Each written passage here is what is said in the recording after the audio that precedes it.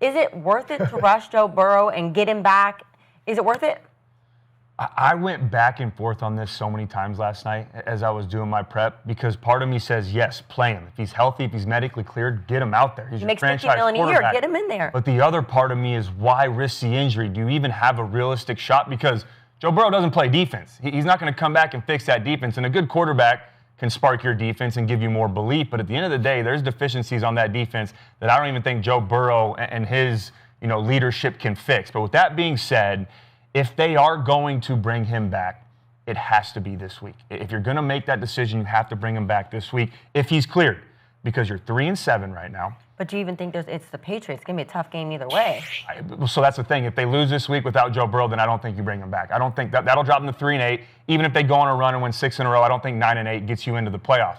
But if you bring him back this week and he somehow can find a way to win 7 in a row. They have a 1% chance right now to get to the playoffs. That's what their prediction is. Yep. But if he can win 7 games in a row, that puts you at 10-7.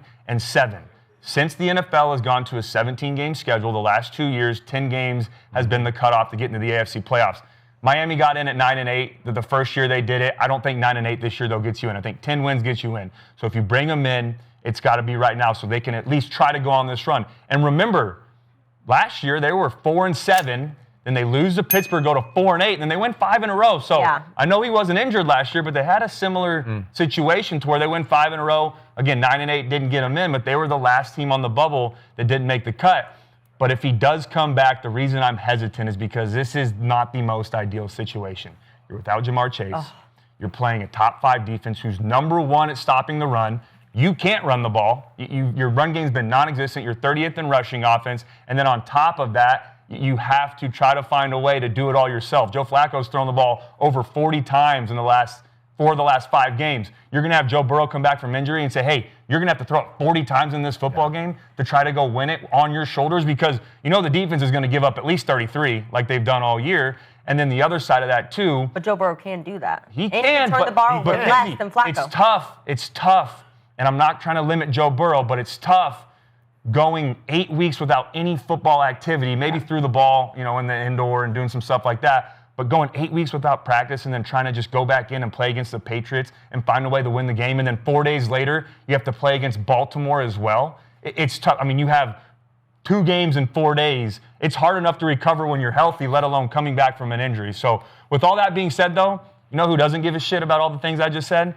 Is Joe Burrow. Yeah. Because if he's medically cleared, I don't know him personally, but I followed him throughout his career since he's been at LSU, the interviews, the leadership that he has, the things that his teammates say about him. If he's medically cleared and he feels good enough to go, I promise you he's going to do everything in his power to be out there. So it's tough for me to say throw him out there with this situation that's coming up, and is it even going to matter with the defense? But at the end of the day, if he's your franchise guy, he's cleared, I think you do it. If you do it, you got to do it this week.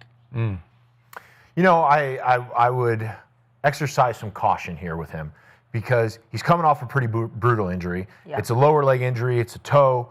Like Cody said, he's going to have to come back and throw the ball 40 times a game behind an already leaky offensive line. No Jamar Chase, no run game. So look at it as, he's a franchise guy. I want him in there. I want him making plays. But you need to look long-term here. You need to look at the future. And Joe Burrow has a ton of major injuries. Yeah. So is he risking major injury to go out there with a 1% chance? That's where it kind of comes down to, okay, where are we at in the season? What are we doing?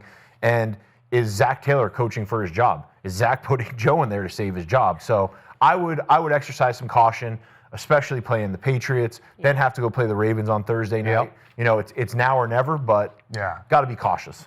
What do you think? I don't think you look at the possibility of getting in the playoffs. I think you got to look at the possibility of winning the Super Bowl. If you don't have that chance, then he doesn't need to come back.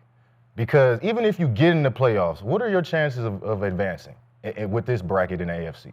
Like, realistically, right? You have a brand new sports car, and just because it's ready to run don't mean you pull it out in the rain. And it's raining in Cincy. It's hailing. It's snowing. You don't do that. And it's not the injury turf toe in itself. Have you ever had turf toe? Yeah, it's a bitch.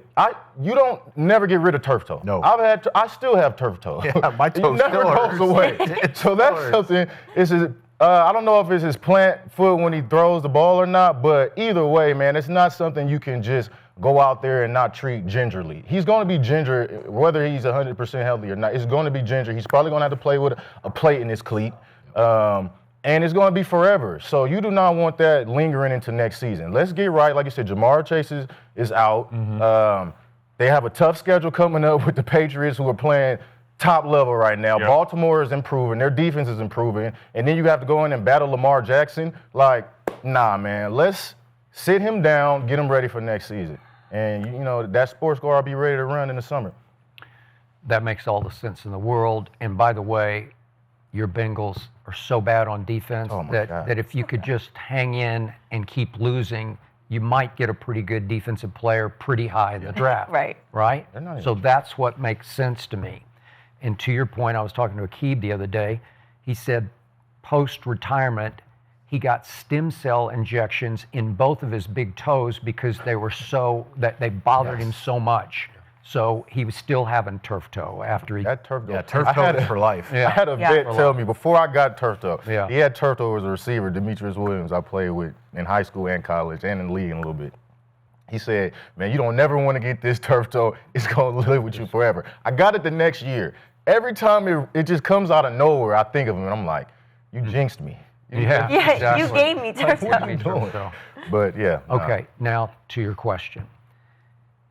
I read last night that at the end of practice yesterday, T. Higgins said, I looked over at Joe, and he gave me one of those little looks, that smirk look, like, we got this. Like, here we go. I believe he is going to play because he wants to play. Yeah. He's that And kind of I guy. believe that he is looking at this schedule saying, this AFC is still wide open. Right now, as we speak, the Vegas favorite to win the AFC is the Indianapolis Colts. And I like the Colts and I respect them, and I'm not saying I would fear them. I get it, but Joe Burrow doesn't fear Daniel Jones. He doesn't fear how Lamar is still struggling at quarterback for the arch rival Ravens.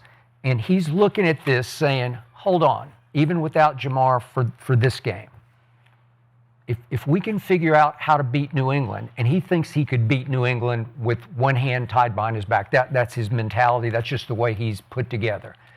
Then they go to Baltimore on Thursday night. If they could go get that one, then they go to Buffalo, and he's watching, obviously, last night saying, we could do this.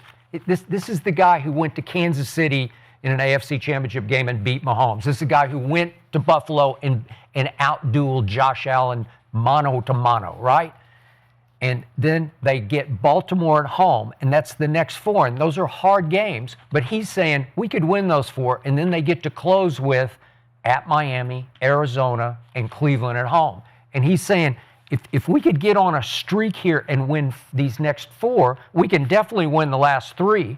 And if we did somehow get to 10-7, would that get in? division? Now, to your point, could they go win the Super Bowl? Well, it's fairly doubtful. But don't tell that to this guy. Sometimes you got Because- to keep us from ourselves. Okay, I understand. Yeah, 100%. You're like, Yeah, you park that car in the garage. Joe thinks he can do it, but I got you. But this guy leads the league in swagger, in moxie, Swag. he leads the league in white guy cool. Am I right? Am I right? Cool, yeah. Okay, he just does. And because of that, I've always said when he was healthy, he's the best. He's the best to me. And yet, it's weird because he plays fearlessly, but he doesn't have like what I would call like a man body, like a big stout Roethlisberger or even Mahomes kind of, or Josh Allen kind of body. Yeah. Because those guys can take incredible punishment. Yes. Josh jumped up last night like, I'm good. Oh, you are? Oh, okay. Well, Joe doesn't always jump up, man. Yeah. Joe Burrow, because now I'm looking. He's out of a possible 93 starts. He started 71, so he's had 3 pretty big injuries that have derailed him and cost him 22 possible games. Okay, I got all that, but because Akib and I picked the Bengals to win it all, I'm like, Maybe In the beginning of the year. We've come a In the long beginning, way. it's been a- I know we've come a long way from there, but he got off to a fine start. He didn't Yeah. put up big numbers, but they won their first two games, which is huge for them. And they're still kind of just hanging on to those two. And then they've blown two games like ridiculous. different where, conversation. would it be a different conversation? But you know, and I know, right now he's thinking, watch this. Just watch this. Now I get he hadn't played, but if anybody can do it, this guy could do it just with T. Higgins and Yosavash or whoever he's. Yeah, I mean, you only lose Jamar for one game. Yeah, so one it's game. not like he's out the Yeah. rest of the season. Yeah. Right. I will say this though, and this might be a wild take, but I think if you do start him and say it doesn't go well, and he doesn't play well the first game, second game, and you become mathematically eliminated Okay. from the playoffs, That's fine. Oh, get at him out that of point, there. I think Yeah, you you get gotta him get out him of out. there Yeah, and 100%. protect him from himself. But if there's Okay. still a 1% chance Yeah. he's your franchise guy and he's medically cleared, that's the important part of this. If he's medically cleared and the doctors say you're good to go on our end, then why the hell not go out there? Okay. There's still a I would chance. say That's my whole point. If your division wasn't in shambles, but Yeah. it's in shambles right now, and the Steelers have Or tough if you schedule.